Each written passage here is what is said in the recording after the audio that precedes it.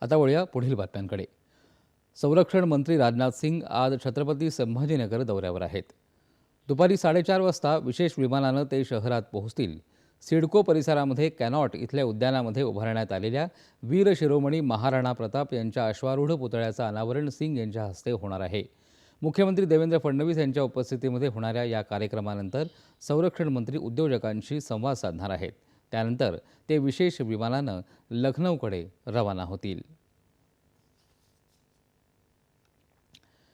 नवीन प्राप्तिकर विधेयक 2025 वरील लोकसभेच्या प्रवर समितीची बैठक काल नवी दिल्लीतल्या संसद भवनामध्ये संपन्न झाली. भाजप खासदार वैजयंत पंडा यांच्या अध्यक्षतेखालील 31 सदस्यीय समिती संसदेच्या पावसाळी अधिवेशनाच्या पहिल्या दिवशी आपला अहवाल सादर करणार आहे.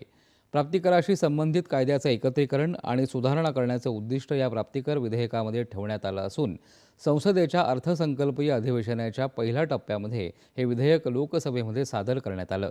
नंतर कायद्याचा मसुदा सभागृहाच्या प्रवर समितीकडे पाठवण्यात आला. वक्फ सुधारणा कायद्या